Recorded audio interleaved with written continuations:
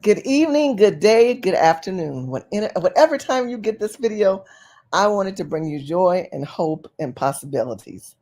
For those who don't know me, my name is Shirley Husar, Husar, and you are watching Shirley's World.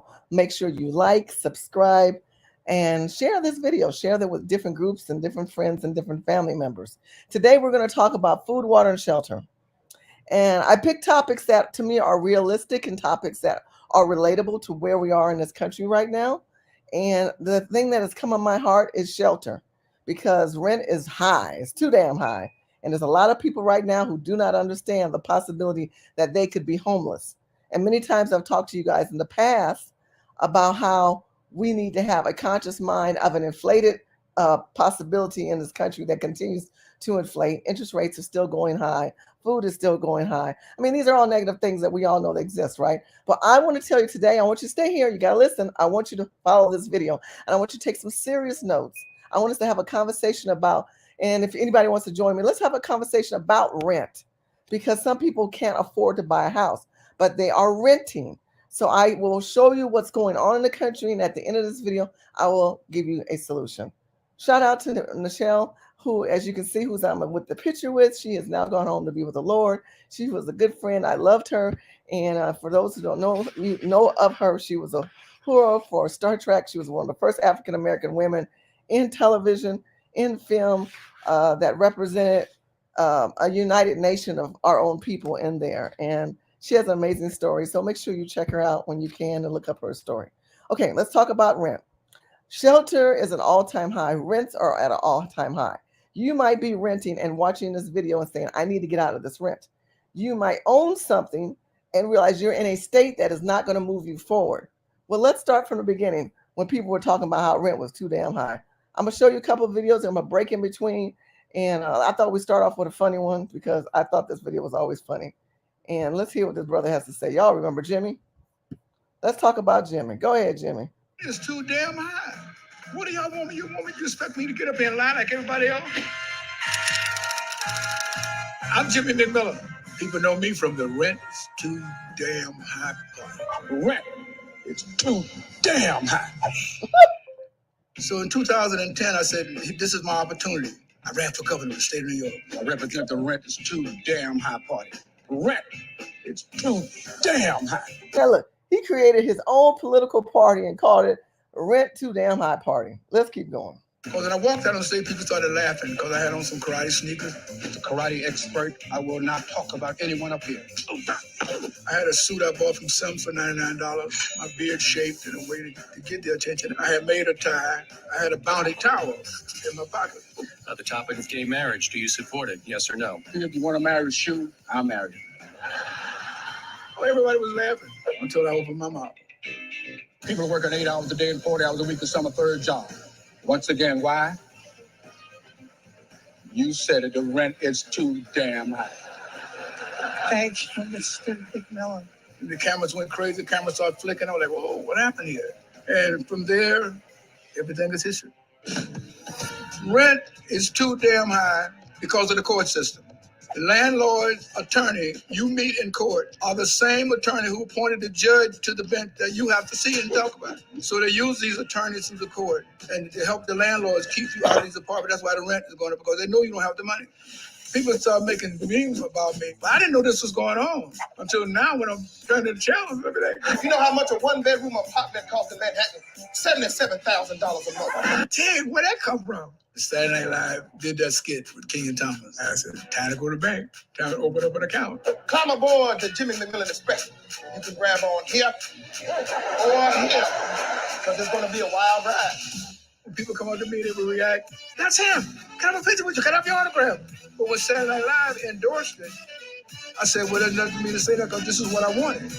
Then Wendy Williams called me. She wanted me on her show.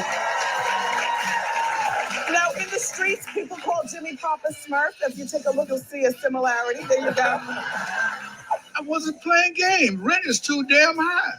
What do y'all want me? You expect me to get up here and lie like everybody else? And I am going to make sure it comes down. And I appreciate the support and love everyone is showing me because rent is too damn high. But see, he identified. Shout out to Jimmy. I think Jimmy might be still alive. I think what we realize here is that you have a situation in this country now where rent is too damn high. It was too damn high then. But the problem that we're having is we don't have a solution to the too damn high. And the too damn high really is they're not going to change for you. This is what I want you to understand. I mean, that was a joke, but he was very serious because he was running from a political aspect. And this is politics. This is economy. This is inflation. People who own properties who are areas that don't have rent control, your rent's going up.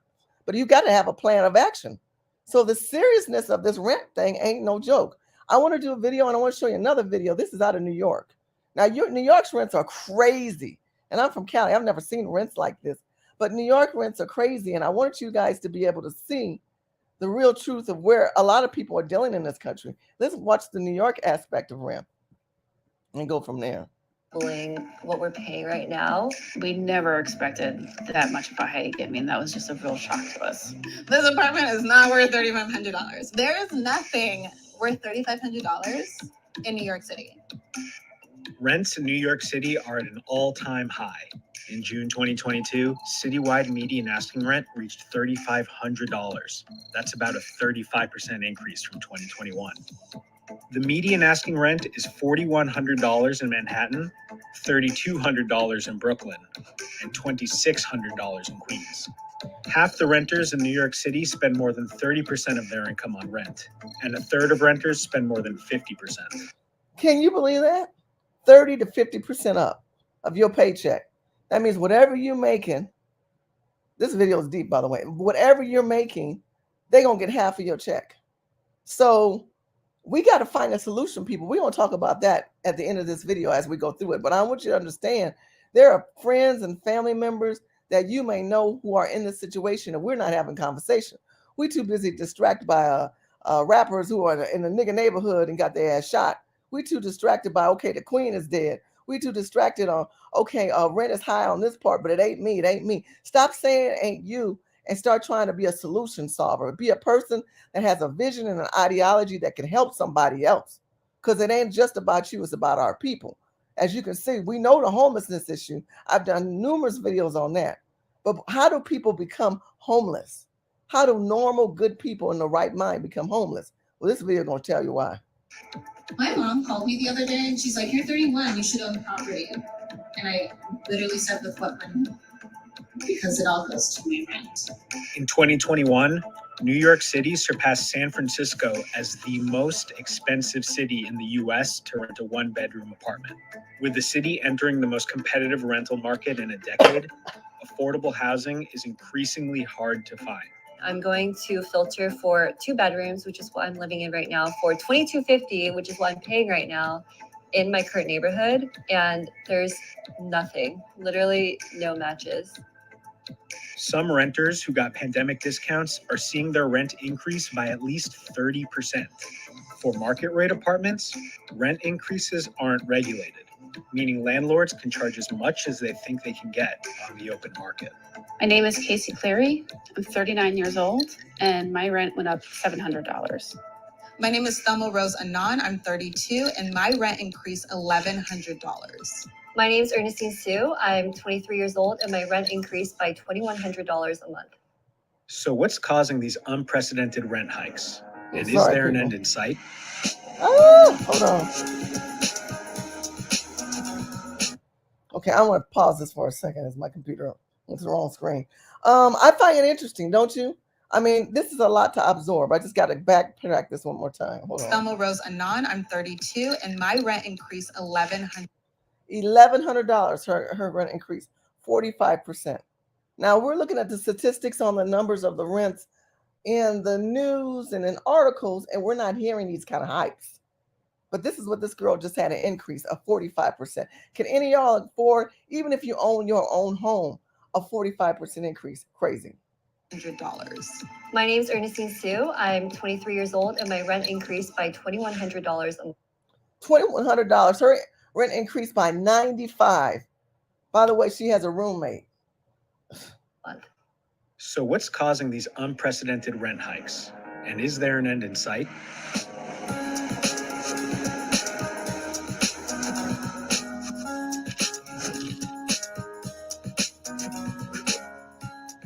New York's been expensive for a very long time, and it has to do with demand, right? People want to live here. I saw an episode on Oprah with my mom about making a vision board. So I made one when I was 17 before college, and I had New York on there, Manhattan. Everything's here. You have all walks of life. Anything you want, any cuisine you want. You have Broadway, museums, everything. Couple that with persistently low housing supply, and you have a recipe for extremely expensive city. After the pandemic hit in March 2020, New York City's population dropped by about 340,000. Renters are fleeing New York City, leaving a record number of empty apartments in Manhattan. As vacancies rise, rents are dropping. During this period, rental inventory reached levels not seen in over a decade. The last time rents in New York had such a significant drop-off was during the 2009 financial crisis. When the pandemic happened, a lot of us millennials, Gen Z, we kind of laughed that we are finally able to afford to live in the city that we love so much. At the height of the pandemic, a third of listings in New York City were offering rental concessions in the form of 1 month or more of free rent. Being a landlord in the beginning of the pandemic was quite scary. There were so many unknowns. And as New York City started to shut down, there was this concern, well, what about all of our units? Are tenants going to be able to pay rent? What's going to happen? We have a lot of expenses as small landlords, our mortgages, our city bills. Ernestine, a recent college grad from California, moved to New York in January 2021 to start her first job for CNBC's Fast Money. New York City was empty at the time. People were away from the city. She and her roommate found a 2-bedroom apartment in Manhattan's East Village for $22.50. We actually got a great deal. I believe we got like a month or two off of the rent. So our rent was actually discounted. And also our apartment has in-unit washer dryer, which you don't find a lot in New York City unless you're paying a premium. Casey and her husband had been living in their Upper East Side 1-bedroom apartment since 2015 and received a $450 rent cut during the pandemic. We really strongly considered moving out and finding a new apartment, something with better space for the same price. But our landlord actually came back and said, we'll lower the rent to X amount. So we were pretty happy. Thelma has been living in New York since 2018.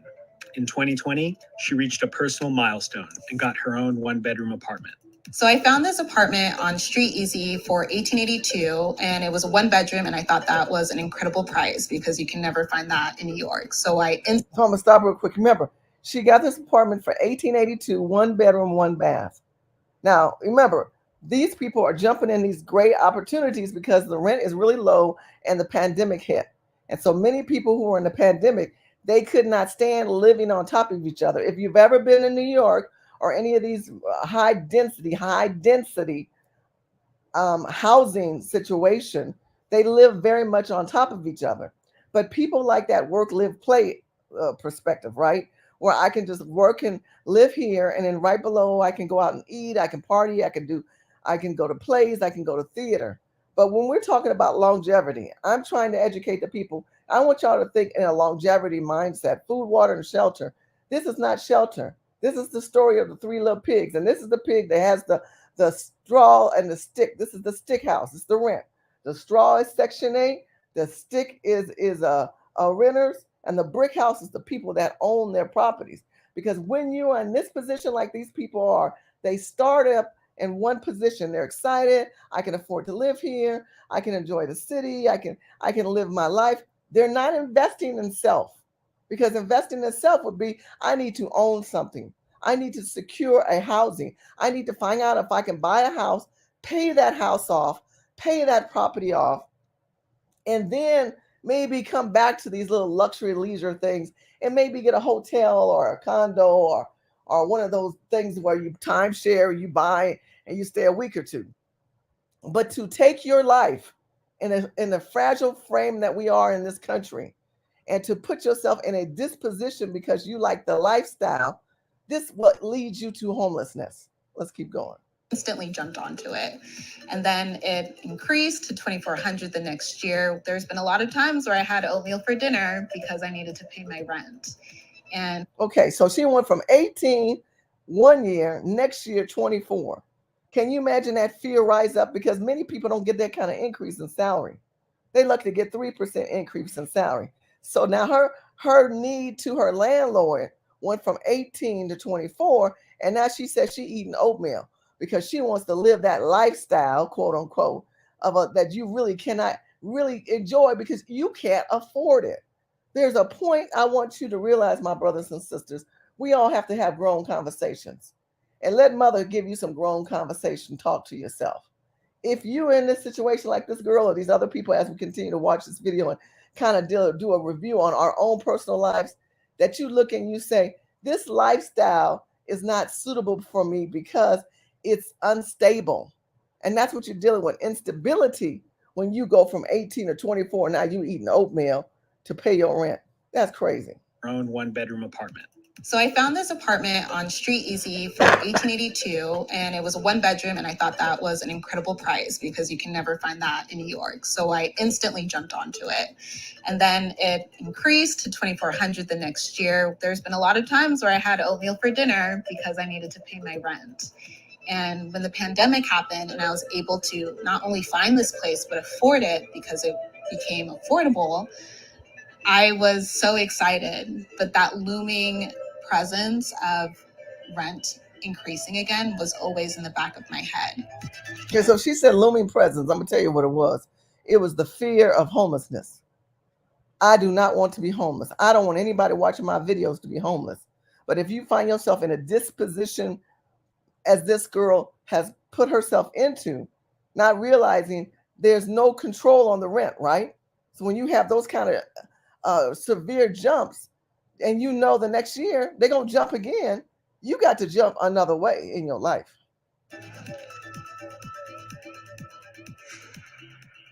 In mid-2021, New York City began to come back to life as vaccines became available and restrictions were lifted. New York City is dead forever. That was the proclamation from Sun last year when sidewalks across the city emptied and many small businesses closed their doors for good. But new data today shows a reawakening. Rents soared as tenants lost the bargaining power that they had at the height of the pandemic. I've been in the business 13 years and I've never seen the rental market quite like this. I've seen it competitive, but not where there's bidding wars for rental properties. My original rent was $2,250. So they're saying if I want to renew the rent, it'll be $4,395. So okay, let's breathe and let's inhale. Now exhale. Did you hear what she said? Let me just kind of slowly rewind that back. She said my original rent was $2,250. $50. So she was paying $2,200 a month, a little give or take. Then she said she kept going and they doubled her. You know, most people, I'm landowner. I've had tenants. I might increase from 100 to 200, not a whole 50 damn percent, not a whole 100%. And they like, you gonna figure it out or we're gonna get somebody else in there. And there's no law against what the landlords are doing. $50. So they're saying if I want to renew the rent, it'll be $4,395. So yeah. I actually did refresh my page because I thought this was an error. And I looked at the number and I just started laughing. $3,500. Like, I had to keep saying it out loud to myself because it was such a ridiculous number that I was like, this cannot be possible. This must be a joke. When we got a new lease increase, we really wanted to talk to the landlord and discuss an option of, can we negotiate a little bit or is there any wiggle room? And they just wrote back within 15 minutes saying no, that they already gave us a preferred rate of that $700 increase. So they were not willing to budge on negotiations at all. We didn't think our apartment was worth $2,700. It's small and it doesn't really have all the amenities, the 4th floor walk up. The $2,700 is also our preferred rate, where it's actually at $3,100. Now, with inventory very low, landlords can charge much higher rates and certainly make up some of the losses that they incurred during the pandemic. I think some of the misconceptions that people have about New York City landlords is that every single one is a huge institution just reaping in profits, when in reality there are a lot of small landlords, especially throughout Brooklyn and Queens, who maybe they live in one unit and rent out the other, and they're dependent on these renters to, offset their mortgage and expenses. Of the city's nearly 3.6 million units, 2/3 are rentals. About 1 million are rent stabilized, meaning that rents can only be increased by a fixed amount each year. Okay, so in California, it's called rent control. In New York, it's called rent stabilized. I want you to realize the only stabilization you're going to have is with yourself. When you look at the situation in this country and you look at how I've never seen rents go up this high in my entire life. And is anybody in the chat room? I know many of you guys are watching this video. Someone let me know in the chat room, have they ever seen rents this high? This totally dispositions you. It puts you in a fear position and it makes you homeless.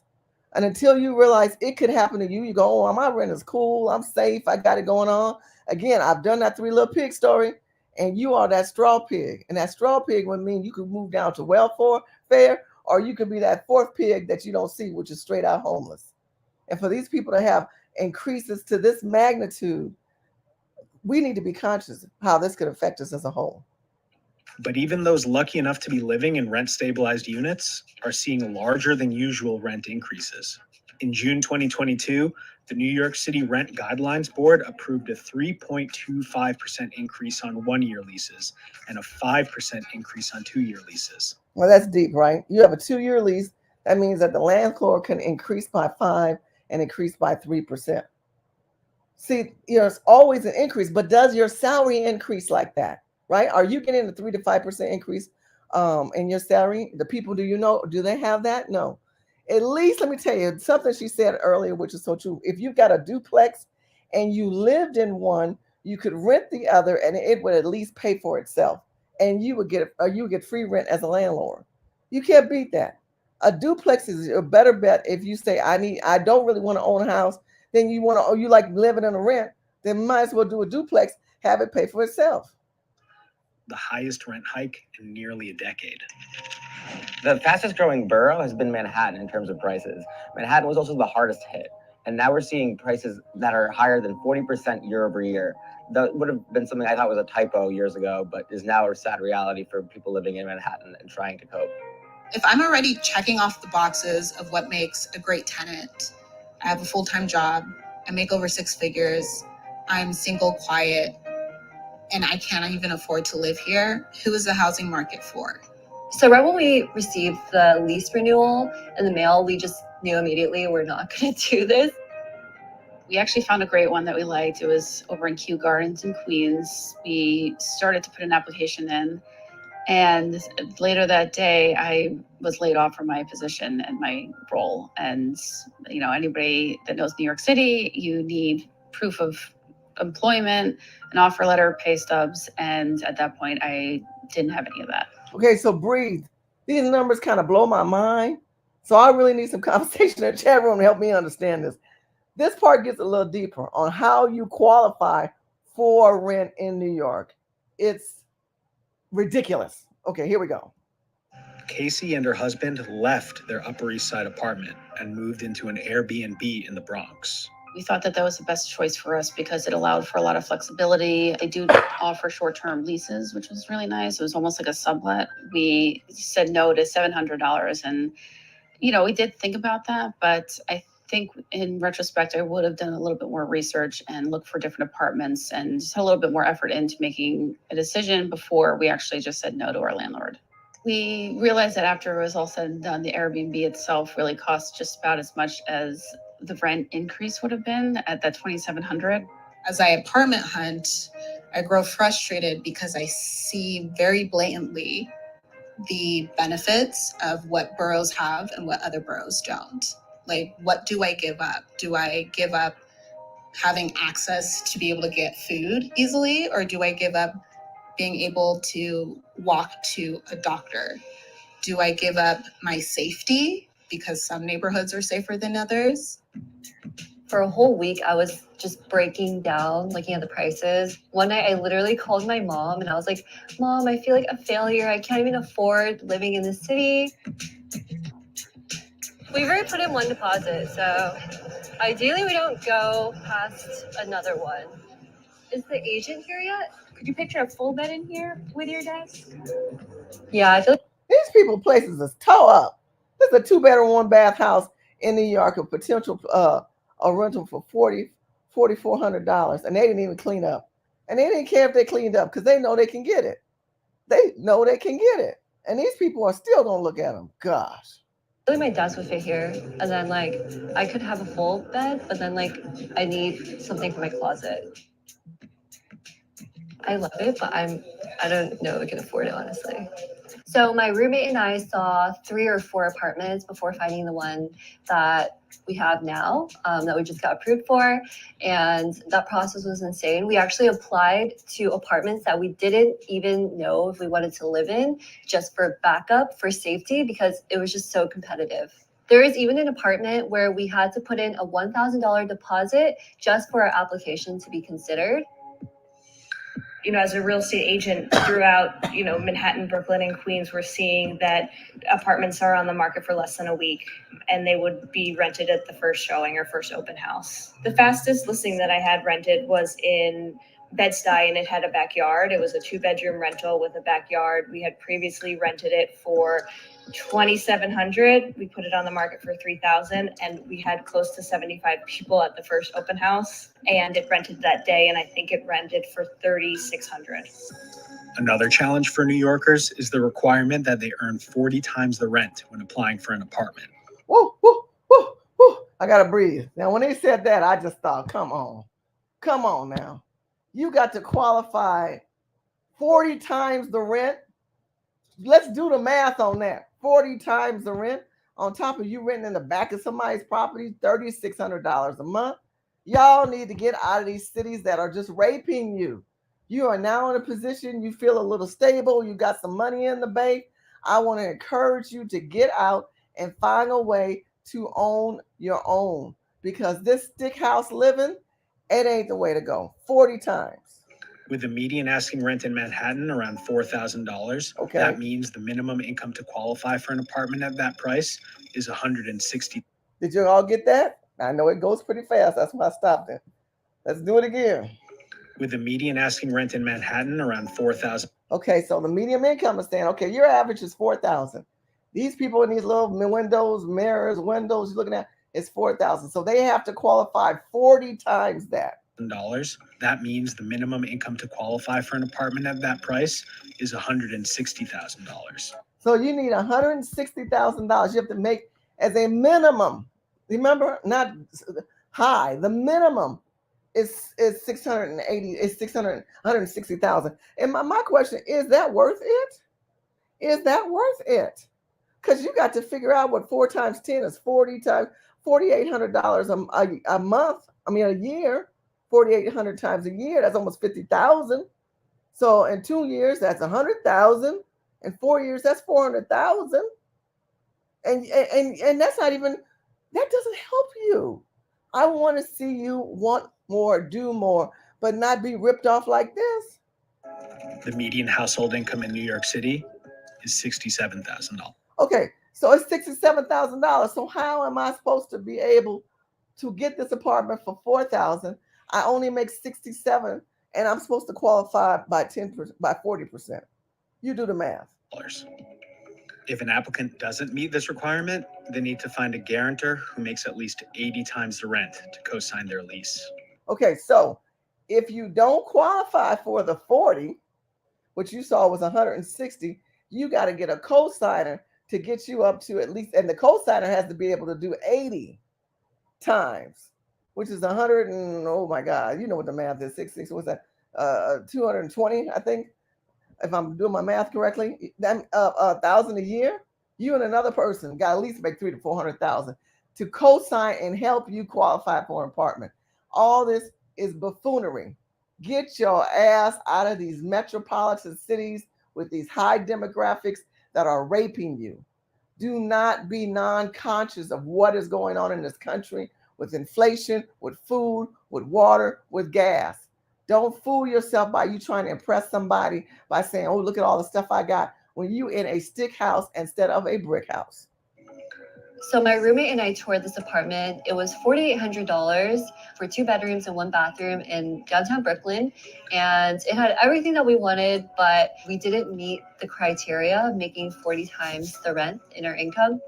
When I first moved into this apartment, it was $1,882 a month, and I was making $65K. I was very privileged enough to afford that rent requirement, but because it wasn't 40 times that, I needed a guarantor. That is something that was both embarrassing to deal with as a 29-year-old who with a master's degree, I proved I can make it on my own, but here is a roadblock that doesn't make sense and seems to be now. See the facade that they take you through. This girl went ahead and got her master's degree. She started off. She said when she started there, she was making $65,000 a year, and she thought she was cool. I'm living in New York. I'm single. I'm ready to mingle. I'm making decent money. I'm paying $1,800. Now you taking me to 35. Now you telling me I need to come up with 40 to 80% of the rent? Come on now. classist to push certain people out. With inventory rising right now, we're seeing a lot of that inventory come from people who are getting priced out of their pandemic deals. About a third of the inventory in the city right now is coming from those people. We've thought about Jersey City, which is really cool. It's not out of the question. I mean, those are all really close to New York. It's just kind of like a wait and see kind of thing. But we're willing to do, Brooklyn, Queens. I mean, Casey is waiting until she finds a new job before starting her apartment hunt again.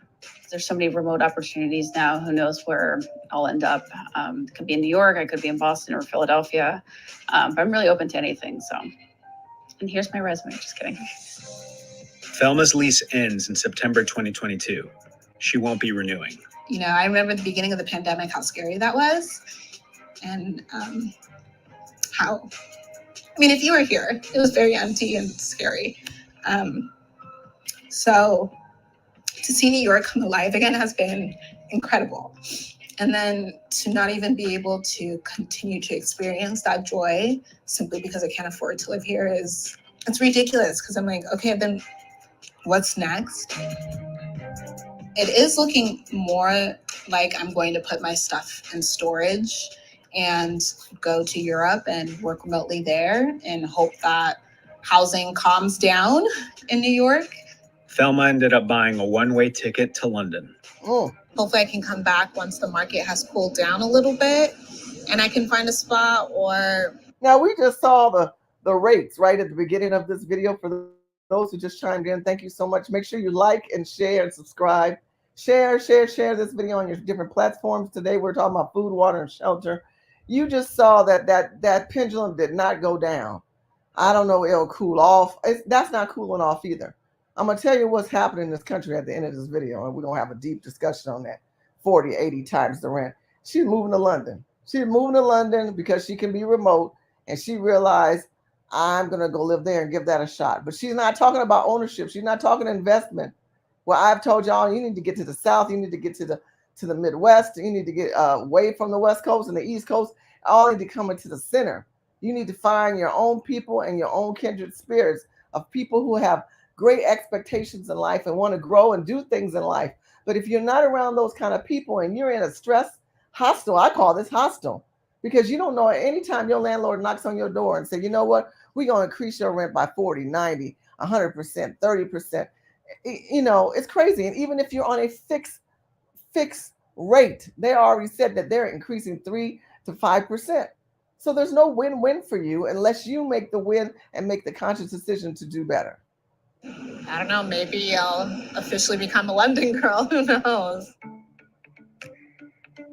Ernestine is moving to Brooklyn with her roommate. Her portion of the rent will be $2,200. I love it. Originally, I was very against Brooklyn, but I actually love this area. I like this area more than where I originally am living right now in East Village. I love how it's like right by the water, and there's so many cute restaurants around, and it just seems like it's like easier access to like healthy things I could do in everyday life. So when we signed this lease for our new apartment, the upfront costs were $10,000. That's including the security deposit, and that's including first month's rent. But the thing that really threw us off was the broker's fee, which was $2,000. I had to dig into my savings, and my savings literally, like, big chunk of it just went away. So I'm just going to have to change my lifestyle a little bit and, save where I can. So it's just little compromises I have to make. See, my brain goes kind of funky on this one. So here you are living in spaces that are at least taking 40 to 60% of your income to live, just to keep roof over your head. We ain't talking about water, light, and gas. Now, maybe it's different in New York, but if you were in California, you guys still pay your own electric, water, and gas, right? But I'm trying to understand this, my people. Somebody help me in the chat room. And I know many of you guys are out there. Thank you so much, Pam. I am for monitoring. You are my love. I thank you so much for that. Help me understand, why would you put yourself in this position? Just because you like the lifestyle and you realize you in your 20s, then you're going to get in your 30s. Now your eggs is getting old. And now all of a sudden you looking to get a man and get things settled, but you don't have no savings. She's right now saying she cannot save. So why live in a demographic in an area that doesn't allow you to move ahead and it doesn't allow you to save? Come on, people. We got to think better than this. Just all compromises. It's really an odd feeling not having a set place right now and just really kind of feeling like a nomad. So it's hard to think about where I'm going to be in a few months and where we're going to be settled in. And also my cat. I want to make sure my cat's happy. Oh. It really does come down to supply and demand. There's a lot of people who want to live in New York, and the amount of apartments in New York, there's just not that many of them. And that imbalance right there is going to cause the unaffordability that we're seeing across the city. The finish line keeps moving, and I'm like, what is the purpose of me running this race anymore? With the U.S. economy on shaky ground, there's a chance that New York City rents could start to normalize. We're going to have to see a lot of inventory come online. So that'd be people moving out of the city, or a large rash of construction being built, or there's something going on with the demand side. What does normalize mean? I'm still trying to understand that word. When we want things to normalize, that it means it's going to be stable. Right now in the state of New York, you know that there are people busing people from other countries from one state to another. Do you realize that the federal government and the state are compensating for those people? But you people who work a 9 to 5, you people who ain't getting no 3 and 5% increase in rents, have to suffer and endure. How is that fair in this country? There's a ton of job losses, like in a recession, things like that, where people just couldn't afford what they could afford before. Then that would also lead to prices to fall as well. So one of these two things has to budge. The scales are starting to tip into buying. So if you look at that rent versus buy analysis, I think, as rents are at an all-time high, it's really worth looking at, why am I spending $5,000 to rent when I could own the same apartment for less? I think the hardest part during this process was the mental strain that it took on me. It was hard to choose between whether I wanted to pay the premium of New York City for the opportunities that you get here, or, just move home and save my money. I'm optimistic. I think this is a temporary fix and something's got to break. I think that at some point the mayor is going to have to do something and we'll have more opportunities and more apartments out there. Okay, now this is the problem I have. When you're looking to public officials to make a decision or fix your life, you're going to have a problem. You're going to have a problem, you're going to have a problem, you're going to have a problem. You're going to have a problem because you live in a state that is not working in your best interest. They're putting you in this position by allowing their rents to get this high, by allowing the city to become the way it is. And you don't see that. So you think that they're going to fix that. That's a lopsided ideology. That's my mindset. There's a point where we need to be adults in the room, and we're going to talk about that tonight, and that's what we're not seeing here. Being able to have this for 2 years has been so uplifting and so inspiring. I feel almost unstoppable, and I feel so grateful, and I see New York coming alive, but at the same time New York is coming alive, I'm being pushed out at the same time. New York tough is a saying, and it's true, but I feel like we're being beat down. And you can only be as tough as you can.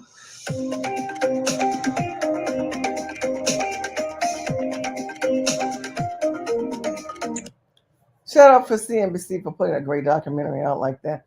My heart goes out to anybody in a position where their disposition like that is, right? We find ourselves dispositioned because we cannot find a place that is affordable for us. We are pushing against a non-movable situation. So let's discuss that, family. Let's discuss the opportunities of where we could do better and where is this country going and what we see that. Shout out to all you guys who've been chiming in. Let me say hi to just a couple of people. We're going to move to our next video. King, how you doing? I appreciate you coming in. Maxie always is there. Pam, you know how much I love you. I mean, what you guys are saying is so true. We live in some crazy times. And if they're going to talk about 80 times the rent to get you to qualify, I just don't understand that. You're pushing against a rock and a hard shell. And you have to have some solutions and some justifications in your life. You need to move, because if you don't move, you're going to be like those people. Next thing you look up, you're homeless. Because how do you say, well, I can only afford 18 and I like this lifestyle. I like living by all these people. And then you realize you can't do that. It doesn't help you. I never seen rent this high in 50 years. See, Richard agrees with me. I said the same thing. I'd never seen anything like this. Even Bunny's out there saying, I was paying 700 in the Bronx and I can't afford it. And I live in the Houston, so I'll be traveling.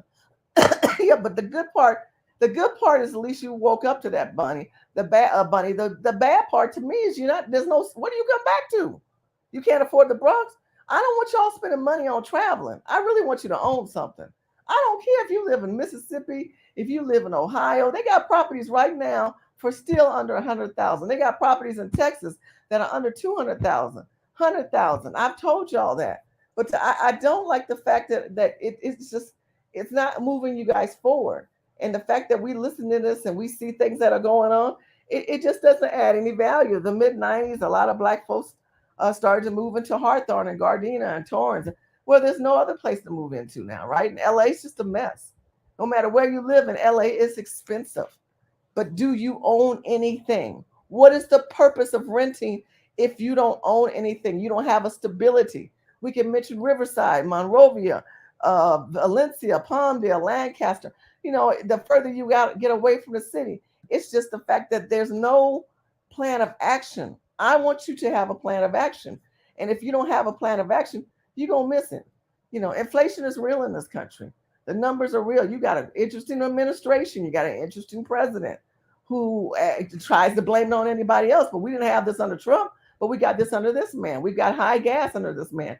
I mean, we can go on and on about the inflation and the problems, but no matter where you go, it's expensive. Now, Bunny said in London, it's just as expensive. I agree. Like, where do you escape? The stability in your life starts with you. It starts when you realize that you've got to find a way that you can say, hey, I can live here and I can afford it, right?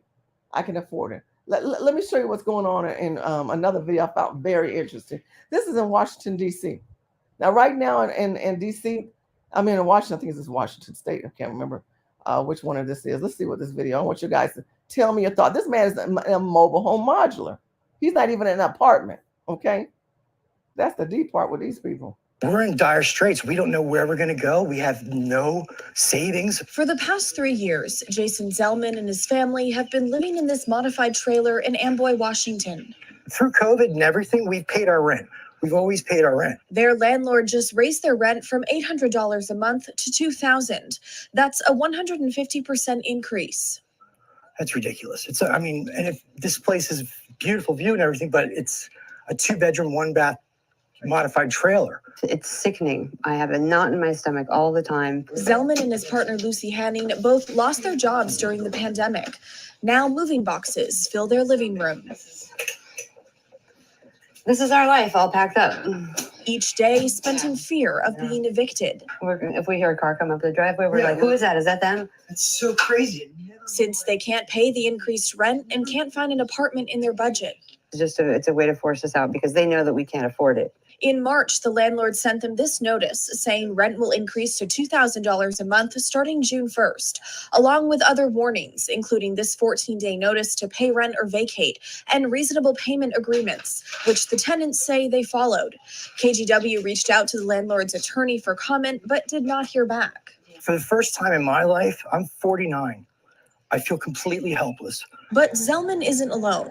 Once Washington's eviction moratorium lifted in the end of February, many rents across Clark County increased by about 15%. There's also been a rise in evictions. That's according to Roy Johnson at the Vancouver Housing Authority.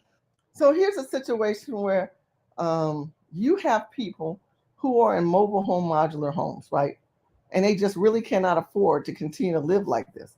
And that's the part I just don't understand. If you know that you live in a state or a city, hold on a second, I gotta fix this banner, that are doing this to you, what is the solution? That's what I want to ask you. I want to ask myself, to my people. I want to ask you guys, what is the solution? Because if you don't have a solution to any of this, this is how you're going to live. You're going to be like these people who can't afford to move, but can't afford to find a place to meet in their price range. So I have mentioned to you before about Divvy, and Divvy is a great, great, great opportunity. It's an opportunity for you guys to be able to learn and to grow from. And I've told you to contact me, and I've told you that it's important that you look up Cal Texas Homes and learn about that. But I want to tell you about Divvy, because as you learn about these people who are in this homeless situation, from the people you just heard on that video that I can't even move ahead because of the fact that they're in a situation in a mobile home where they have doubled their increase in their salary. And what does that mean? How does that affect you? Well, that affects you big time. Because if you're in a mobile home and you don't know that the price is going to go up, hold on, and it could affect you, how do you get out of that? With Divvy, Divvy is a great opportunity to learn, to grow, and see the benefits of what they bring to the table. So let me go ahead and show you this video. Hello guys, so for those of you who do not know me. Hold on. Let me show you the Divvy video and the benefits of the Divvy plan. Ready to own your own home, but you can rent to own. That's the key thing I want to show you in this video. Hold on, be patient with me in my tech savvy way. Hold on a second. See, you can rent to own. That's what's important. Okay, let's hear this one. Let me turn the speed down, because I know I have the 10 speed too fast. But struggling to qualify for a mortgage? We're Divvy, a new way to buy a home that actually works for people without perfect financial paths. With Divvy, you move into your dream home now, and we help you save up to buy it over time. Here's how it works. Step 1, apply in minutes. It's fast, free, and won't impact your credit score. Okay, so Divvy is free. All you got to do is apply. Go to DIVVY. That's all you got to do is apply for Divvy.com. And when you apply for Divvy.com, it makes a world of difference for you, because it really helps people who are not able to buy, but they're able to rent. And sometimes we don't have money saved up for rent, right? So this system will help you with that. Own your own home, but struggling to qualify for a mortgage? We're Divvy, a new way to buy a home that actually works for people without perfect financial paths. With Divvy, you move into your dream home now, and we help you save up to buy it over time. Here's how it works. Step 1, apply in minutes. It's fast, free, and won't impact your credit score. We'll verify the information you submit, and if you're approved, you'll be ready to shop for homes. Step 2, find the home you love, and Divvy will buy it for you. You can choose from almost any home on the market. Seriously, all you need is a 1 to 2% down payment. Step 3, rent your Divvy home from us while we help you save up to buy it. Part of your payment every month will go straight into savings, so you don't have to worry about getting a down payment ready. And if you ever choose not to buy your Divvy home, those savings go straight back to you, minus a relisting fee. Step 4, own your home. As soon as you're ready to qualify for a mortgage, you can buy your Divvy home from us. Divvy's program is designed to get you mortgage ready in 3 years, but you can buy it anytime. If you're ready early, it's all yours, no penalties. Why wait to live in a home you love? Get started with Divvy now. Okay, so Divvy is a great system. Hi. Let's hear these realtors who I want you to hear their video. This is Natasha with SoldByNet.com, associate broker with Virtual Properties Realty, and today we are bringing you a Divvy lease purchase video.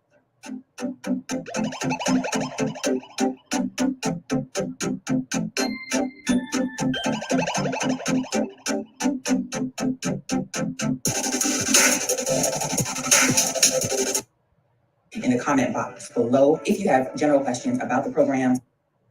With Divvy, you are basically doing the traditional buy, but you're in the place of, you're more like a renter versus actual buyer.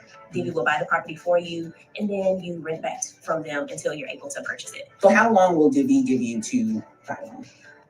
It's up to 3 years. I believe now they have changed some of the policies, so you're able to terminate, but you can buy it back as soon as possible. So if you, the next day after they purchase it for you, you're able to buy it back if your score is up and it's good enough for you to get qualified.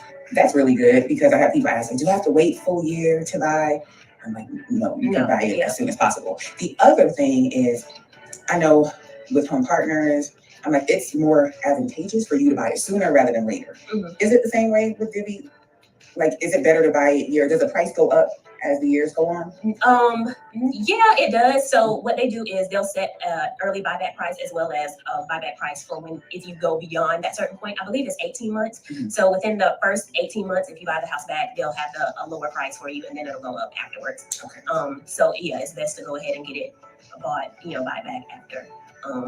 within the 18-month time frame. Okay, that's really good tip. So there was a time where I did not recommend lease purchase programs. This was kind of like back in the day, like traditional lease purchase programs, or not even programs, like a seller saying, yeah, I'll lease purchase my property to you. I didn't never recommended those, and they kind of advised us not to. Because it was scary. Yeah, and it was written to benefit the seller. Right. So you put up all this money up front, and if you didn't close on the house, you lost all that money. Yeah, that's ridiculous. Right. So I like with these programs, like you know what you're getting into up front. Right. Like they're not just gonna come at the back end like, hey, gotcha. Right. You know, it's not gonna be that way. So you know all the numbers up front. And if you're okay with that up front, it works for you, go ahead with the program. I still tell people buying outright is your best bet. Yep. But for some people, buying outright is just they just can't do it right now. So Okay, so for right now, a lot of people they can't buy right now, and that you need programs that are going to help you, and that's why I think Divvy is one of the best ones to do out there.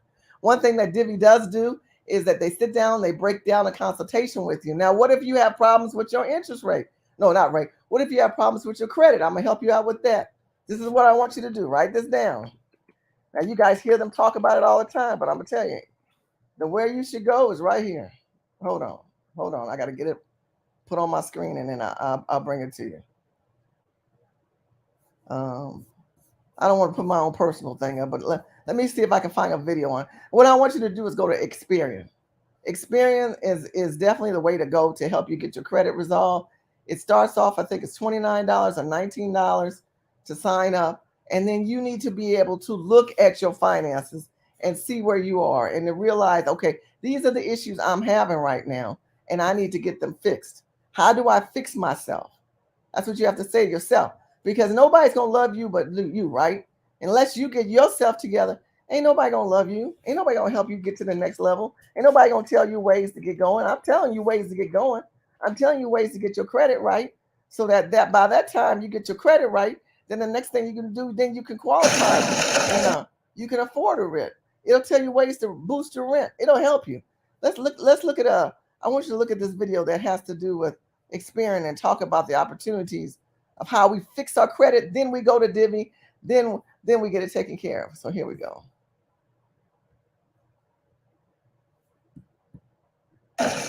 Nice place. Thanks. Been renting 5 years. Did you know? Paying rent can now raise your credit scores instantly. Free with Experian. Wait, rent can help my credit? I can now with Experian Boost. It worked. About time. Now rent can boost your credit scores instantly. Free with Experian. Download the Experian app now. Okay, so you download the app. Let me go back up here. And it tells you a way to basically get your credit up.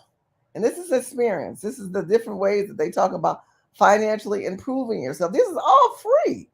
So you got Experience here. You've got Divvy here, where I just showed you let me go back to the Divvy. Ready to own your own home, but struggling to qualify for a mortgage? We're Divvy. Okay, and then you've got Divvy here. And the number one thing I want you to realize is I'm here for you as well. And when you've got, the Cal Texas Homes, let me take you to that site. Cal Texas Homes is a team of people that we put together. Okay, our Cal Texas Home site, this is a site that basically we help you. You can go here now, you can call me, you can email me, and I will get back with you. But this is the site I want you guys to go to. And then we give you breakdown questions. You have questions of like, am I selling my home from out of California to Texas? If you say, I don't want to go to Texas, I want to go to Tennessee. Why should I relocate? You need to relocate so you're not like them people in New York. You need to get out of these states that just continue to have you not be able to grow and to advance in yourself. And then you need to have somebody that basically is going to step in and kind of show you the difference and the opportunity of how it works and how it works in your best interest. But if you guys are trying to look at yourself and better yourself, you got to get started somewhere. So I encourage you guys to go to caltexashomes.com, because there's a lot of people who are in this country right now who are really, really, really hurting and really don't have a plan of action. So your action is for you to sit down, put your finances together, and realize that shelter is your priority. Because then we're talking about food and water. When you don't have shelter, now you're talking about food and water. You don't have food and water, and you're just going to be one of them homeless people in LA. You're going to be just another one of these homeless people in LA. And I really don't want to see that happen to you. Another site that I want you to go to, if you said, well, Shirley, what state would you recommend? What state would I recommend outside of my own home state to live in? Well, I told you before. I think the fact that if you look at Texas and all the possibility that Texas has to offer, especially for African American people, especially for people who, if you look at the demographics of the percentage of people and where you live and how it affects you, what should you do with that? If you realize that that demographic is not excelling you to that next level, then you need to move. And so Texas is one of my favorite states. I have a ranch in Texas. I love Texas. As much as I used to love California. California demographics is too crazy. The people have gotten too crazy. New York, as you just saw, are too crazy. But you know what? The hottest thing right now, a lot of people are moving to Houston. Now, I'm a Dallas girl. I like that Dallas area. But a lot of people are moving to Houston.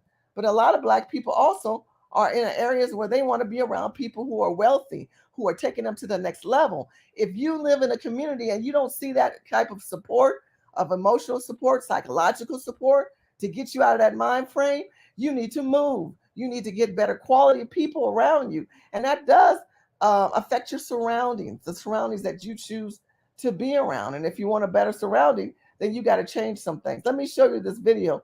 One thing that's going on, and I've shared this video in the past, so be patient with me, but take some notes and write this down because this is a really great city and video to watch. Black Excellence, if you're not watching this YouTube Top channel, 10 please richest do. zip codes for African Americans in the state of Texas. Welcome to blackexcellence.com, the site where we share Black excellence, opulence, and affluence. Our mission is to inspire you as we enlighten you. African American neighborhoods or Black communities are types of ethnic enclaves found in many cities throughout the United States. Wealthy African American homeowners have gravitated to these affluent neighborhoods in pursuit of lower crime rates, better schools, and Black American neighbors who share their socioeconomic demographics. Today, we will zoom in on Texas and take a look at communities and zip codes that have populations of at least 30% African American and that have a median household income greater than $50,000. Also, bear in mind that cities contain multiple zip codes and zip codes can span over multiple cities or even counties. Nonetheless, our data analytics have pointed us to these impressive Texas neighborhoods and zip codes where African Americans are succeeding in terms of income, home ownership, and academic achievement. Other important indicators that our researchers factored in include cost of living, economic equality, and livability. In this original Black Excellence video, we will be featuring the top 10 hottest zip codes and most affluent Black communities in the state of Texas. So without further ado, let's get started. We want to kick off this video by actually giving you a bonus zip code profile. In the midst of our research, we came across a zip code that was right on the bubble, but we felt that it was worthy to add to this discussion, and we wanted to offer it up as another zip code as part of this presentation. So here we go with number 11, zip code 77407 in Richmond, Texas, Fort Bend County.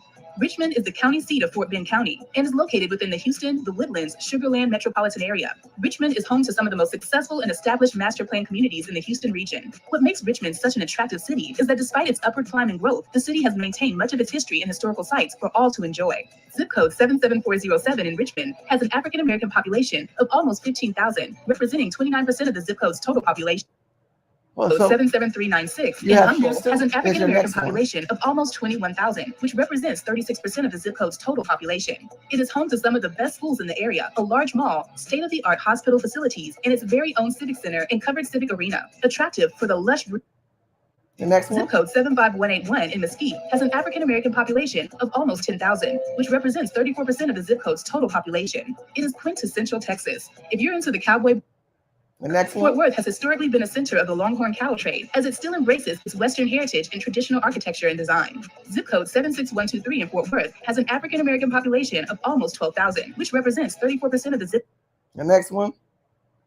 Cowboy Stadium. Zip code 76002 in Arlington has an African American population of over 13,000, which represents 36% of the zip. Let me help you out. You don't need to live in the demographics that you aren't dominant in people. If you're in a demographic like in California right now is 4 to 6% Black, you need to move because it's not a good example for your children either. Your children don't see powerful women succeeding. Your children don't see neighborhood jobs. They don't have people hiring their own people.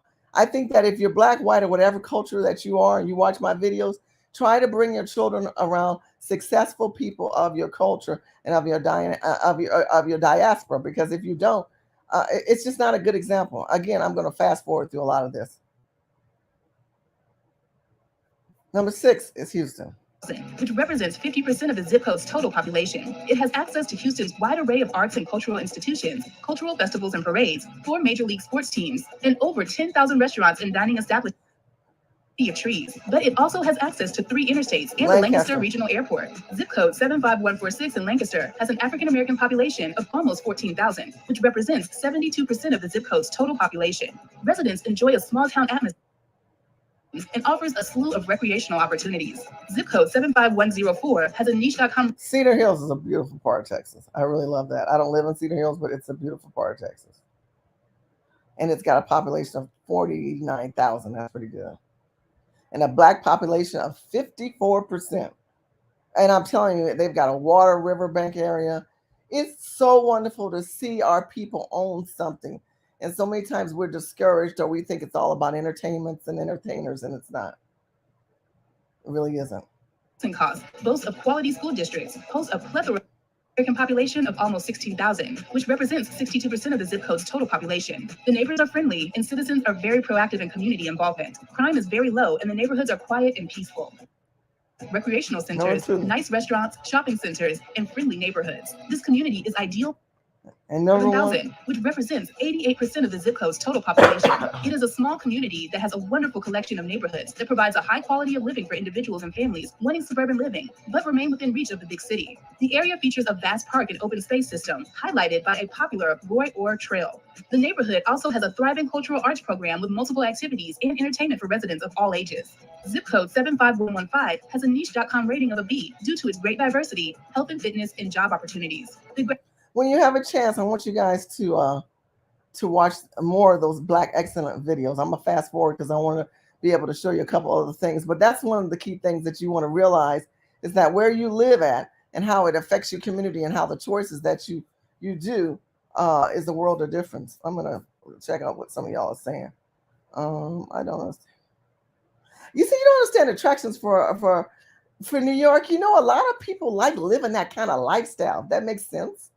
You know, they like living that lifestyle. I'm going to put a link in the chat room. So if any of you guys want to come in and talk for a second, hold on a second. But, you know, a lot of people don't understand that they have changed. They've changed this. Hang on there with me. But a lot of people don't understand that they like to live that kind of lifestyle where they're able to live, work, play. I told you, like in LA, they live up in these apartments and it's really, really bad. It's not like the area you should be wanting to live in. And anyways, want to come in if I see Jay's in the room, Fly God, I totally agree with you. I'm glad you're signing up. Please sign up. Let me help you think some things through. You know, it's free. It doesn't hurt you to anything to sign up for Cal Texas Homes. It's really free. It's a great thing to do, and it means a lot. Why do people live? Again, let me finish. I put the link in the chat room if you guys want to come in, if you want to come in and talk about this subject of rental and housing and what do you do with your life, because you need stability. And like I said before, the key thing that I want you to realize is that you need to look at your credit, see where you are financially. Next thing you want to do is look at Divvy, look at the different opportunities for lease to own. Find cities that are cheap. Let me show you something else that's really good. If any guys want to come in and talk, we can. If not, I'm grateful for you coming in. I want to give you ideas to better your life. And if I can do that, I will do that. If you go to Zillow right now, I'm just going to show you this. Okay, so you say, I'm just going to go Zillow. I'm telling you how you do. Just research. I'm going to research Zillow. So you basically, you want to buy. You don't want to rent. You want to buy. So we never push the rent. We push the buy. You push the buy here, and I've got Texas here. Let's go ahead and let's just do Ohio, right?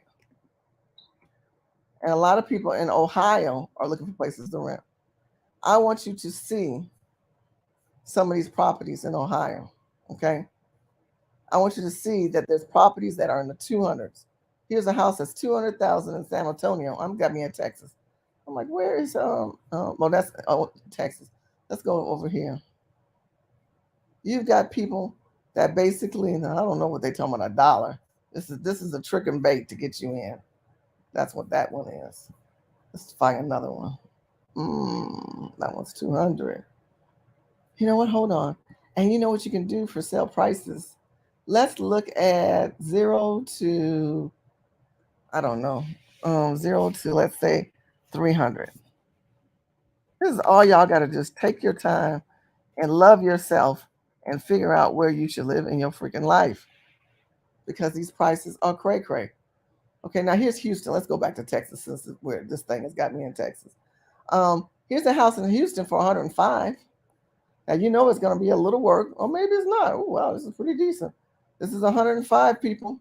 It was a foreclosure. It's on the market right now, and you can go for it. Yeah, I knew it was going to be some work for 105, but come on, come on. You know what? At 5% interest rate, your payment's going to be about $600 a month, $600 to $700 a month. Yes, at 5-6 interest rate. Now maybe you might need to jump about 20 or 30,000 in there. There are certain loans that will help you out. Let me give you a bank to go to. The bank that I like to use is Bancorp South. Let me help you out.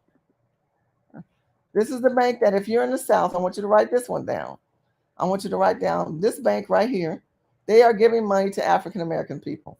They are giving money to help you start business. They are giving money to help you with your career. They are giving you money to help you with your rent. The lady I work with, her name is Ashley, and she's out of Temple, Texas. Give her a call and tell her I sent you. Temple, Texas.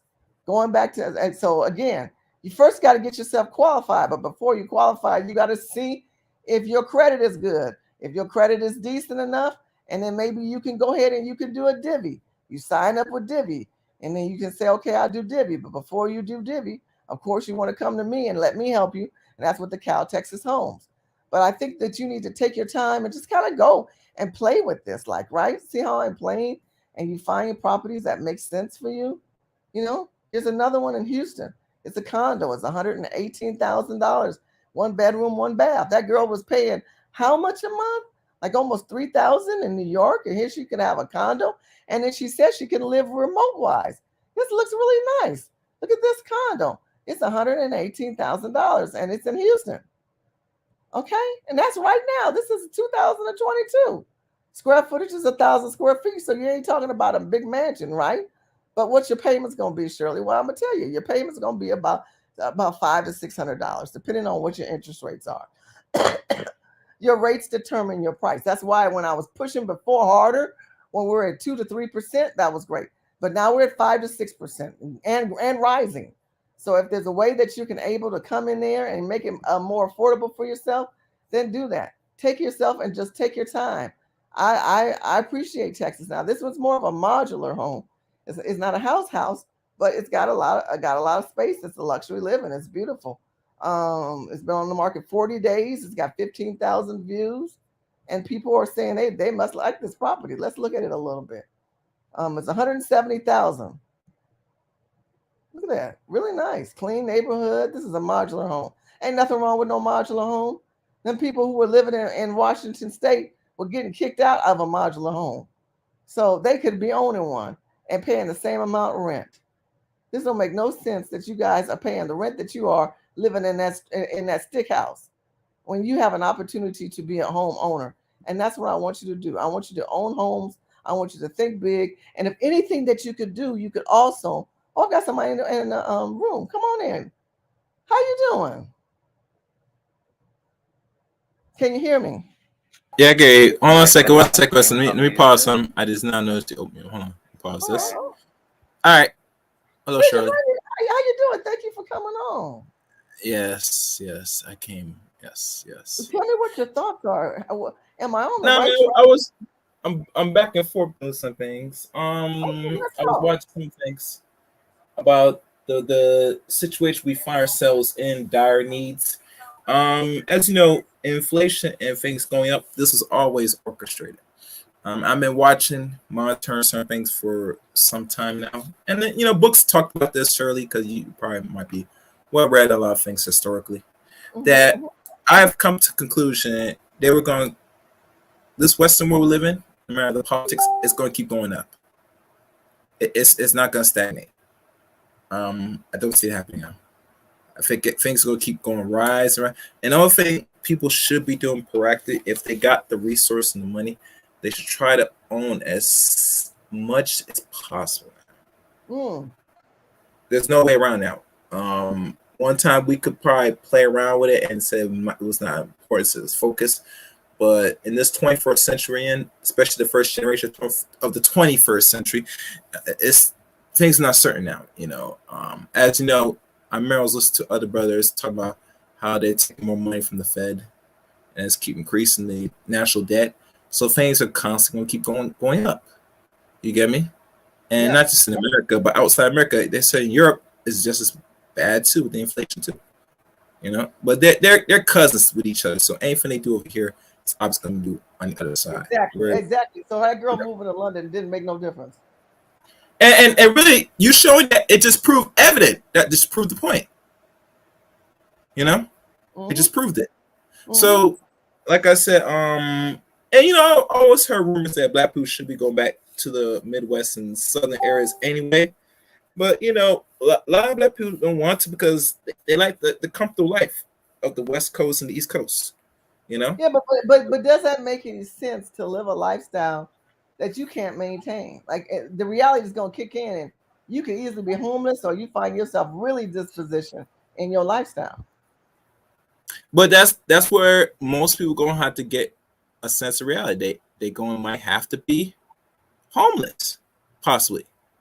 Some gonna have to be on the streets to really get a rude awakening. I don't want to say that, but when you're comfortable, there's no need to change or make a necessary push. But once your comfort starts to sip in, it's gonna make people agitate to do something. I think with human beings. Why do these people want to rent these high places when they know they don't own anything? They don't want to invest in themselves. I'm trying to help people understand the importance of self-investment, but for some reason we choose lifestyle over self-investment. Well, I have to ask you a serious question. For those that make, I'm not sure what people make now, 50, 60, or maybe 70K, why would a person that makes that much money, and if they don't have no responsibility, if they do so, okay, why keep throwing your money into something that you put yourself at risk in the long term? Exactly. Because think about this. Think about this. A lot of the tenants wanted to kick people out 2 years ago once the lockdown happened. But they could do it because there were certain rules put in place to save people so they don't be put on the streets. And right there, since the lockdown, sorry, I'm trying to get my thoughts in.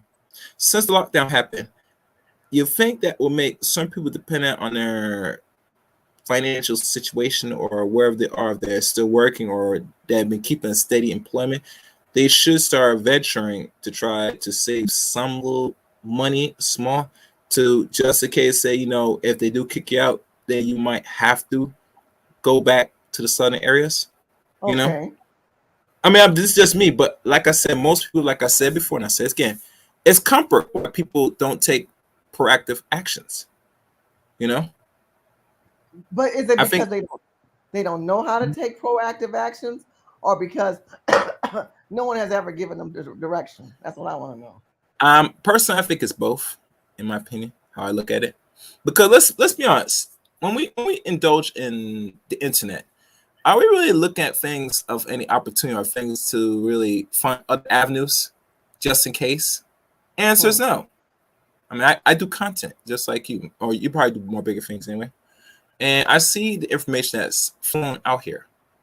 And personally, I mean, I take certain advantage when needed, possibly, but the modern average person don't take advantage of the information in their fingertips, personally, because it's another way of getting by and get, I guess, to feel more happy, but they're crying inside, and certain things that they're not in either position in life, or they just really feel that, I think I can't do better. I won't do better, so I'm just gonna stay here. It's one or the other, Yeah, but people say I'm gonna stay here, and I think to myself, if you stay here, here's a landlord who can just jeopardize your life. That can just trip you up, and you have no control. And you say, "Well, I got to get an attorney. Can you afford an attorney?" Then their attorney's about to put you out, and then then you got family members saying, "Look at the age you are." That girl said, "Look, I'm almost 30 years old. I ain't got no career. I mean, I'm making decent money, but I ain't got no place to stay." That's a disposition, emotional disposition. Real quick, Michelle, I know you're waiting. I need you to go out of the chat room and then come back in, Michelle. For some reason, the device is not connecting, and I really want to hear what you have to say. So, Michelle, B.O.B., if you want to leave and come back in the chat room, hopefully it'll let you come in. But, Kay, tell me, what's your thought on that? Can you repeat the question? And it's Chaos Rain. Chaos Rain, thank you so much. Chaos, I was just saying, I agree with you in the fact that if you make all this money, these people make a certain amount of money, and they know that they can afford the rent, but why aren't they prepared for someone that's getting ready to disposition them? Like a landlord, like these people did not see these landlords with these dramatic increases. And when we try to warn our people, they still don't want to act accordingly. I don't understand that. Well, because you live in the West Coast, I know the homeless rate in West Coast is pretty high for Black people.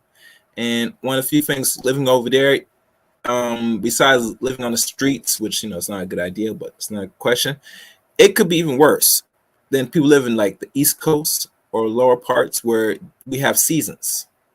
You get me? Right. Right. My thing is this, that if you do have the money, my thing is this, that way how rent is constantly jumping in certain states is worse. It doesn't make sense financially in the long haul. And I know most who know this, that you should be participating, continue renting at this point. You're not only not making none of that money, but you're throwing away too much money to someone that's barely struggling just to get by with rent, because rent goes up. That means the landlords are not good. Because they think, see, the problem with real estate today, it is a good revenue to get money up, right? But it's also there's a two-edged sword. You get me? Because now you got to hope that you get people that have the money to live and maintain it for a year. If somebody finds that your rent is too high, you think somebody that got money and has, last time I checked, common sense, is going to still continue paying you every monthly $4K a month in rent? I don't think so. Nope. I just don't see it. I totally agree with you. You are right on the money with that one. Because think about it. Depending on how they get their money, how they make their money, they look at this, say, I could go search for a new apartment and pay maybe and save an additional $200-300 and maybe close to maybe $800 less than rent. Your ass out, because now you have to compete with other housing that know how to, if they have the right amount of people in the right housing, listen to me good, housing, I could have multiple people and have to jack up that much price for rent. Unlike this house this guy owns and runs for a long time, that you're paying and you want an extra $1,000. Somebody looking at mine and say, yeah, I'll pay. It's worse. I'll pay now, but I'm not staying long because that's just too high. And there's other places that I could bargain for lesser price. Now that's my thinking. But usually in the long term, you want to be owning some things. You know what I'm saying? And if you're able to pay this consistently for a year, you damn sure could get, like you said, some in Texas. If you got good credit, which most people do, because if you can able to pay that, I damn sure know your credit is very decent. If you know how to manage your money right, you can go get that and you can rent out easy with less. Michelle Bob's on. I want her to chime in, but I want to add to something. Just your credit. Keep in mind this. Divvy, that when I showed you Divvy that video, Divvy only wants your FICO to score. I think it needs to be like 520. That's still, that's not great credit. 520, 560 is not horrible. But they'll even help you buy credit. You could buy a house at 520. I don't get it. And I don't understand even if people can't think about duplexes. Find a duplex and live in one side and rent out the other. That's the key thing. I think that's one of the things. Michelle, I'm loving what Chaos is saying. What's your thought on this one? I agree with you wholeheartedly. The homeless problem in America is a serious problem. We got a program that we just started called Helping the Homeless. Bob stands for Black-owned businesses, in case anybody didn't know. And we're helping the homeless turn, a hobby into a business because, all over across America, the rents have gone up either from 6 to 10%. And, if you're already paying a couple $1,000s a month, that extra $400 or $500 will break somebody. It will Exactly. I also want to say it's getting so difficult. Our homeless rate is almost 50% for Black Americans. So we're twice as likely to be homeless now. And in 2053, our wealth is supposed to hit zero. So that is what is going to make us collectively be poor and don't have any wealth. The fact that we don't own our own homes. We're seeing programs now where, like you were saying, like with Bank Corp and some of the bigger banks are trying to open up resources, but they've got that diversity clause in there, and they're not just welcoming, just saying, hey, Black people. They're saying Latinos and everybody else as well. Well, I went ahead and I joined the Black Chamber of Commerce in an area outside of Killeen, Texas. And I need to put them up on the screen. And they turned me on to Bancorp South. And Bancorp South said to me personally, because of the demographic numbers in our cities, listen, because of the demographic numbers, I've been showing you 40, 50, 30% Black. We have to give money to Black people. That's why I'm saying if we want to get ahead, we got to get in a high demographics where they can't ignore the people who dominate the community. Right. In Texas, I lived in Texas. My husband's from Texas. I lived in Texas for 10 years. I lived in Cedar Hill, as a matter of fact. Oh, wow. Okay, excellent. Yeah. So, and I lived in Arlington as well. So I'm very familiar with Texas. Just actually came back 5 years ago. I'm in Minneapolis now, but I've been a homeowner since I've been 26. So I really believe in home ownership. I've always make sure that we held down to a piece of property, because, and as you can see, that it's getting crazy out here. Another thing we've got going on with the homeless problem, though, Shirley, is a lot of people are being discriminated against. Mm-hmm. Okay. And there's not a lot of talk about it, but we hope to bring a lot more attention on the issue.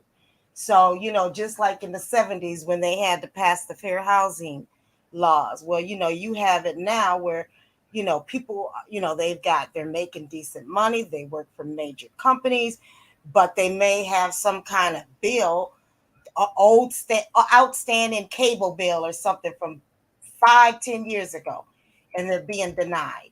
It's nothing but discrimination. Okay.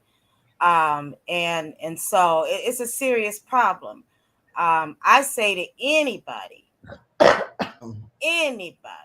yes, who is paying at least $2,000 a month in rent, you need to go take that 2,000 times 2,000 and invest that into a piece of property. Cash is always king. I've never had a 700-800 credit score. Never. But I always make sure I can come up with a good down payment where I can get a loan. There are programs, there are plans in place. I didn't go down the immigration route, but I'm going to go there. In California right now, you guys are in California, and I can tell you, I don't know, Region, are you in California? What state are you in? Who, me? No, not you, Region. I think he wants mute. I don't know what state he's in, but I can tell you in California right now, they're giving the immigrants $4,700 a month for rent. They are giving them rent, but they won't give Black people rent for homelessness. And I started looking up, there's just certain websites that will show you, and I could have talked about that, but I told myself, I'm not going to give them any shine. But you can look up, they give money to immigrants, but they won't give it to Black people. They are. They won't give it to American people. Forget Black. You're not helping an American people. These American people who've been here all their lives, here comes this other cultures of people, and they are giving them money for housing, but they won't give it to us. I guess the homeless shelters are not even filled up with them either. No. Homeless shelters. Explain that to me, because you've been working with homeless people. Explain that to me. Why? Because they're getting $4,700 a month. Shit. And here in Minnesota, we've got a large Somali and Hmong population here. Oh, what's that? Huh? Somalia and Hmong. What are those people? The I Hmong don't know people are from Laos. Oh, okay. Hmong, and they're the ones that are buying up the properties or getting the properties from either Habitat for Humanity or whatever. We are being the native Black population across this country are being locked out. They are making us hit a zero wealth.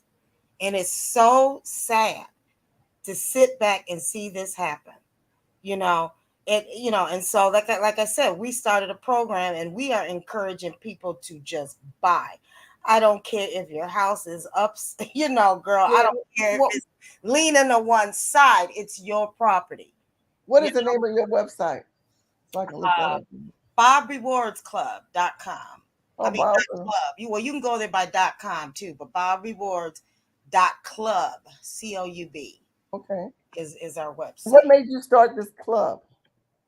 So we've been around since 2016, and we're part of the movement with with Black-owned businesses, bringing awareness onto the systemic issues of Black-owned businesses, and us being a vulnerable group and help. We need to network more. We need to create the wealth. Our neighborhoods for our neighborhoods and our communities. So we kind of started up the same time. Buy Black did, and we buy Black, and kind of the movement just kind of spiraled on. But we were originally a LLC. We are now a nonprofit corporation as of August 20. And so I see that you sell a lot of stuff. Where does the housing aspect? Those are our Bob members, and our website is kind of outdated. It's an old website.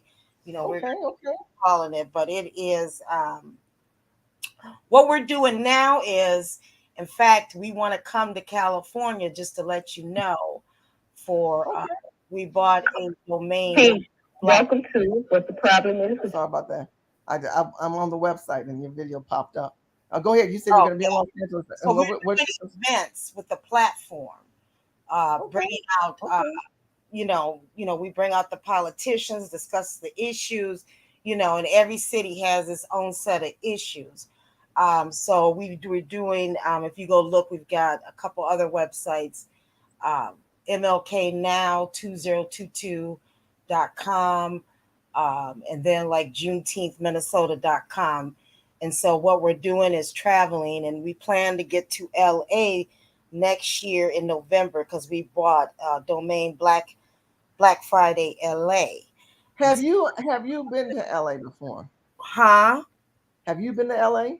Oh yeah, I used to live in Las Vegas. Okay, so when's the last time you've been downtown Los Angeles?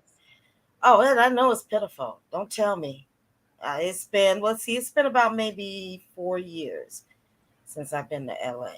About 4 years. So if what's your solution to that problem? But one of our Bob members that sits on our board is in LA. Okay. So it's not like, we have Bob members in LA. Okay. So you're conscious of what's going on. I'm very aware of what's going on. It is I don't understand it. I do understand it. I mean, it is racism at its highest form. Yes. And even to the point where we, in LA, there are wealthy Black people, and there are people that will invest in property, and they're being locked out, of commercial property and certain types of property inside of LA. Mm-hmm. And so, but that trend of that happening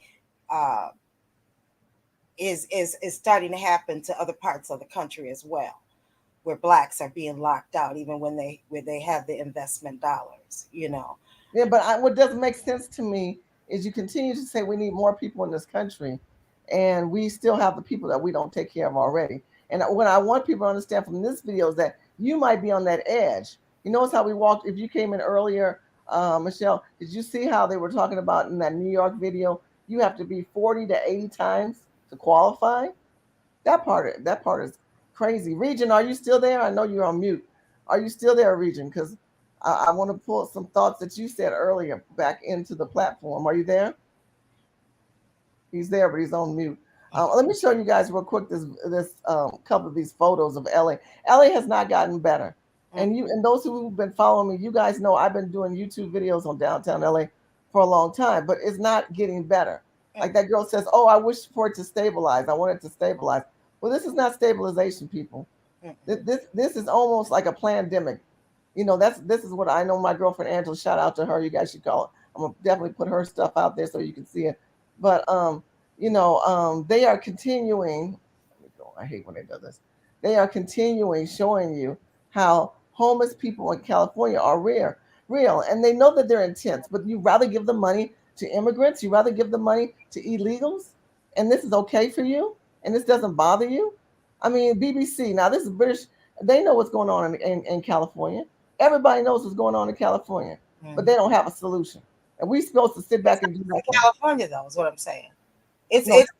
it's across the whole country now. Yes, I agree with that. You go to Orlando, Tampa. I stay there in Tampa. You got a couple 100,000 people that are homeless from Miami to Orlando. Right. Okay. It is, Las Vegas is crazy now. Okay. Because of all the people that have moved from California to Vegas. A lot of people sleeping under the bridges. Okay. This is Tampa right now. I'm showing the homeless people in Tampa. That was Tampa. And then that went back to LA. And you said even Las Vegas. I totally agree with you. Yeah. It is terrible. So what's the solution?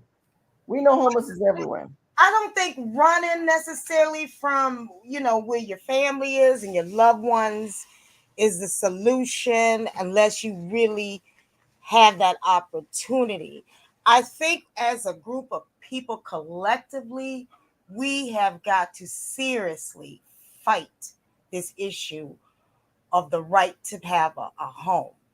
Okay. Just as you just said, they're paying for the Ukraine people, they're paying for these immigrants, and a lot of this is really the Democrats that are doing it. We can't deny that. Okay. And, it's very costly. It makes no sense whatsoever unless it's it's the trades and everything that America has got themselves in that we're paying for, but it's wrong. And I think that, I think every citizen who is a native to this country is sick of it. We're all tired of it. I think we're all tired of it, but we all can't afford to fix it. Meaning, like, even if we say, okay, we'll put our money in one fund or one account. Like, I'm at a point now, the reason why I did this video is because I want those who might be on that edge about to be homeless and not know they're going to be homeless, that there's a solution. And if we can find solutions for those that we can save, let's save those now. As far as that other part of it, waiting on the government, like that lady says she's kind of waiting on the government, that's not going to happen. The government is going to take care of the government. The government's not going to take care of you. They say they are. But you need to have a plan. And one of the things I always said too is if you got family members that they can mentor you or family members that you can move in and say, look, I'm gonna help you with the rent. Can you let me stay? And I'll give you 500. I'll give you 200. I give something. That's better than being on nowhere street. Ask them, can you rent a room? Ask them, can you stay on their couch? People that you had differences with in the past. Maybe they're not family members. Maybe they might be a good friend.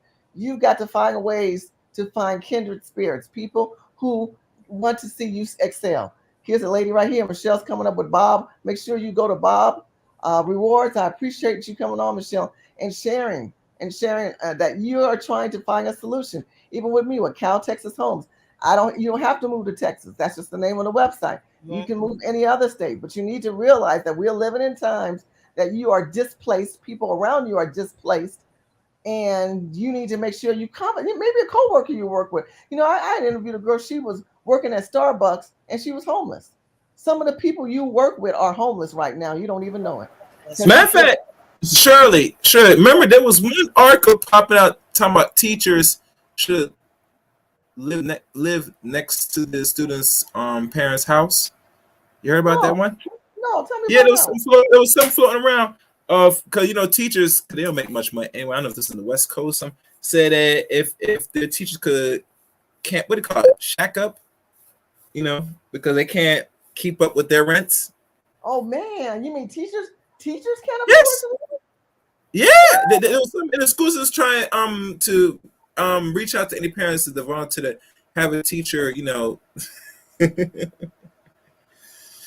Yeah. Oh yeah. Yeah. What city was that in? I don't remember. This was somewhere on YouTube. I can't remember the broadcast, but it was somewhere. Somebody shared that. Man, Wow. where's Mr. Research? Can Mr. Research more? He ain't on tonight, right? I love my boy. Yeah, research would know. You ain't got that right. Wow. Yeah. Okay, wait a minute. I Right, found right. a video talking about homeless educators. Let's see. Hold on. Let's see. And this was in February. This was on the news. So wait a minute if I can get this video up. The Isaiah Factor. Maybe Homeless just moved to the area, we're told, as well. Now, the question of how much our educators are getting paid comes into focus. There's a teacher shortage across the nation because of COVID. You already know that. And educators have been pleading for better pay for years. The American Federation of Teachers plans to Texas leaders to make those pay raises happen. Around the country, states like Florida, Georgia, and Tennessee have put a pause on hikes. Hawaii wants to cut teachers by 20%. Zippia.com, which tracks substitute teachers' stats in the U.S., reports the most amount, if subs, in the country that they make right here in Houston. And when it Hold on. Okay, I found it. I apologize. Let me get this straight. I've never heard of this. So you're telling me that teachers are not able to, the teachers are homeless and they got a job. This is what I'm talking about, that cost of inflation, which is cuckoo for Cocoa Pops. Here we go. It comes to pay this past weekend. We're told she's homeless, just moved to the area, we're told as well. Now, the question of how much our educators are getting paid comes into focus. There's a teacher shortage across the nation because of COVID. You already know that, and educators have been pleading for better pay for years.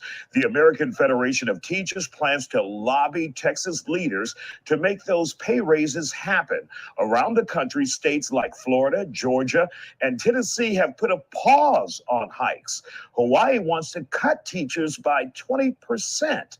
Zippia.com, which tracks substitute teachers' stats in the U.S., reports the most amount, if subs, in the country that they make right here in Houston. And when it comes to pay, the average here in Texas is $100 a day for substitutes. But for some, that's still not a livable wage. And that sub found staying in a school in Houston is heartbreaking proof. And joining us now here on The Factor Uncensored is the president of the Houston Federation of Teachers, Jackie Anderson. Jackie, when you hear situations like this, it is... So I don't want to continue on this, but these numbers say a lot right now, right? That region, that's unbelievable. I can't believe the fact that you got people who are teachers and they don't have a place to live. You know, and that part is just cuckoo for me. It's profound. What is the solution? That's what I want to know.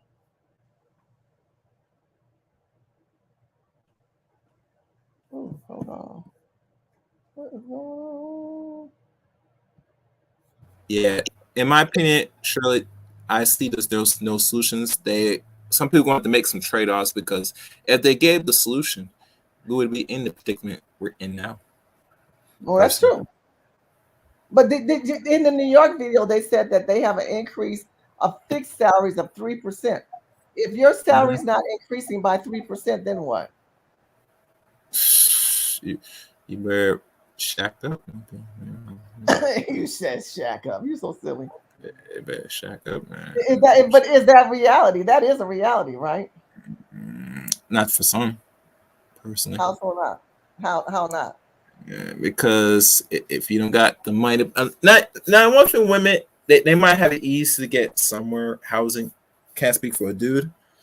So, you know, ladies are gonna do what they gotta do. I mean, they gotta do something a little strange for a little piece of change, you know. I wouldn't want that. I don't think that women need to do that, but I do believe. I mean, I don't want women to do certain things either, but you know, if you think about Shirley, since 2020, a lot of women created OnlyFans for teachers. I know that, but you know, this is how desperate we are in this country. Should government, Michelle, let me ask if Michelle's still there. Should government be responsible for these actions, especially when it comes to private school?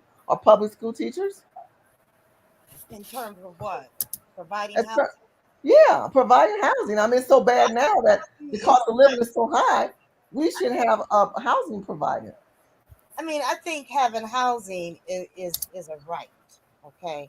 You know, I don't think anybody should be locked out of not having a place to live, to lay their head down in this country. This country is big enough for all the people that are in this country right now. You know, there's been a lot of undevelopment, they said too, which makes there be a housing shortage in a lot of these major cities. Dallas and Houston has continued to grow with developments, you know, outside in the suburban areas, all the small towns. Like in the Dallas Fort Worth area, there's 161 cities that make up the metropolitan area. Right. Okay. That's a lot, 161 cities. So, you know, they just continue to keep developing. Where you have other cities that just, you know, they've stopped building single family housing and everything else. And I mean, like here in Minneapolis downtown, they got an area called the North Loop. They got condos going for $12,000 a month. Shit, that's crazy.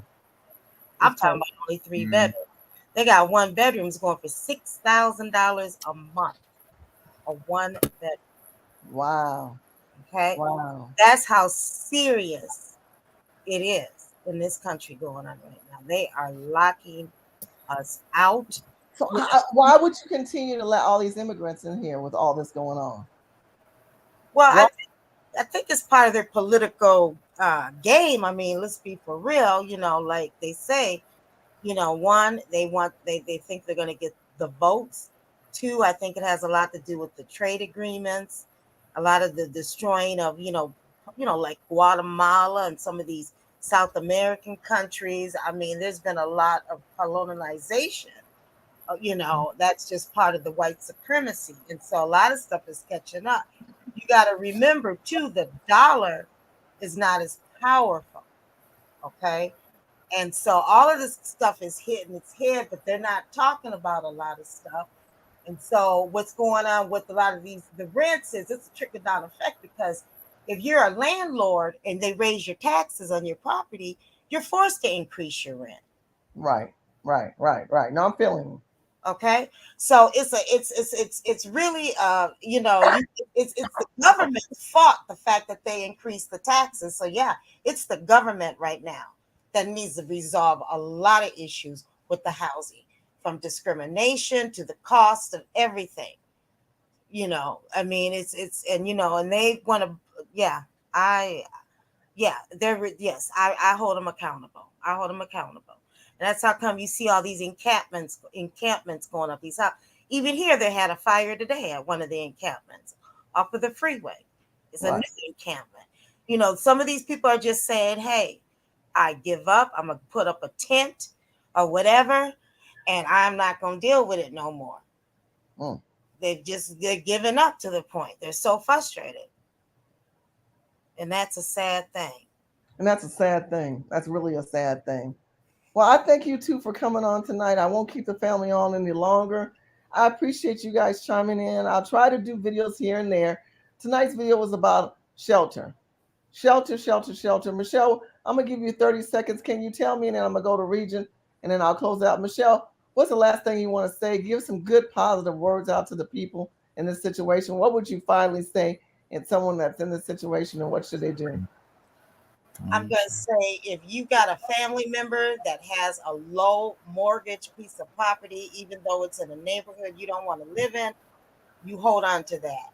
You support and you make sure that the house stays in the family, where the families use it. I'm going to also say, if you have children that are, you know, they're going to grow up, you know, instead of worrying so much about them having that college education now, you invest in them a home, a piece of property. Take that money, and when they, you know, and get them a piece of property, you know, and do like the rich white folks do, you know, where they don't never rent. You know, that's such a sound advice. And, you know, people talk about, all this money saved up for college. You might want to put that money into some housing. That's what I'm saying. I love that. That's a great solution. I agree with that. Thank you very much. Well, thank you for being on. I'd appreciate it. Region, you next. Tell me what's going on, brother. Region Region. is not region. Rain. I'm sorry. Rain. Let's say it together. Rain. I want people to go back and listen. I'm doing ebonic readings tonight, so please forgive me. Rain, I apologize. All thing black people should do move forward is y'all going to have to band together and scrap whatever little money you have now, because the inflation is a testament of the certain increase of the things that is a necessity for human consumption and survival: food, clothing, shelter. If you're not gotten the 2 out of the 3 basics down pat, you are really in trouble. I think the shelter part, that's something that, and like those ladies that were in New York, I could tell they're doing it by themselves, and I think they're making some good money. Last time I checked, they're going to band with some man or something, and going to start make a decision if you're going to continue renting, or you could take the other route, and like I said, if they know how to live in New York, maybe they should like travel down south and see if they have a family member they know or trust, just to shack up for a while, just so that way they can get their money stable enough so they can get like these affordable housings and try to get it as soon as possible. Because I don't see those prices lasting long. And one thing I want to ask you, Shirley, if you notice with the Fed and certain things with the housing crisis, how it collapsed 14 years ago, from what the word on the street is, they're trying to now control the real estate now in this country. So it makes it even harder for people to buy these houses. You been aware of that? It's harder if you don't look for the opportunities, which means that you don't plan. Like I told you, Bancorp South, I met with the bankers. One thing that I did when I started flying back and forth from California to Texas, I said, let me start building relationship with the money people. Instead of listening to whatever the media or whatever government is saying, let me see and let me talk to the money people. And then let the money people tell me, what are the criteria? Like, what are the interest rates? Or what is your credit score need to be? Or how much cash can you come in with? Or can we partner you up with someone? Do you know someone I can partner up with?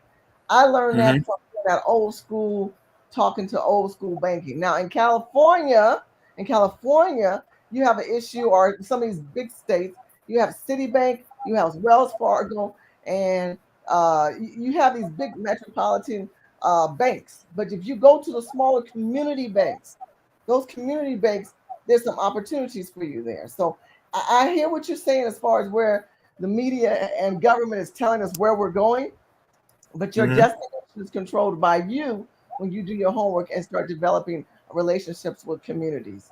One of the things I mentioned earlier, Chamber of Commerce, one of the Black Chamber of Commerce I connect with, and they told me who to connect with.